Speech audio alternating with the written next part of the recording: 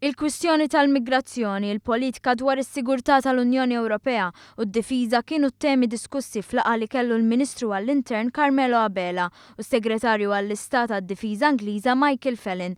Dan waqt żjara qasira li s-Segretarju għall-Istat għad-Difiża Ingliża Michael Fallon għamel fl-Air Wing tal-Forzi Armati ta' Malta. Dan wara stedina li saret mill-Ministru għall-Intern Carmelo Abela.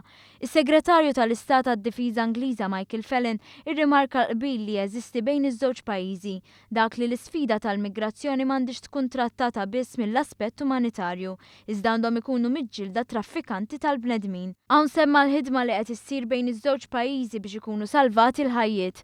Is-Segretarju tal-Istat għad-Difiża Ingliża Michael Fallon irringrazzja l-għajnuna li tat Malta fl-evakwazzjoni tan-nies mill-Libja. Mistoqsi mill-ġurnalisti dwar il-programm ta' risistematizzazzjoni li se ddaħħal l-Unjoni Ewropea, is-Segretarju tal-Istat għad-Difiża Ingliża Michael Fallon saħaq fuq il-ħidma l-monitoraġġ li qed tagħmel ir-Royal Navy Ingliża biex ikunu evitati traġedji.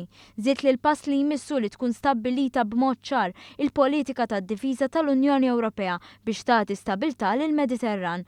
Dwar il-Libja, Michael Fallon qal li waħda mis-soluzzjonijiet għall-problema tal-migrazzjoni ili fil-Libja jkun hemm xi ta' gvern ma' min pajjiżi terzi u l-Unjoni Ewropea jistgħu jinnegozjaw.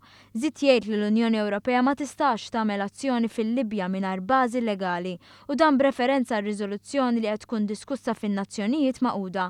Intant, il-Ministru għall-Intern Carmelo Abela iddeskrivija din il-laqgħa bħala waħda simbolika għaliex turi relazzjonijiet tajba li teżisti bejn iż-żewġ pajjiżi, partikolarment fejn għandu x'jaqsam is-suġġett tad-difiża.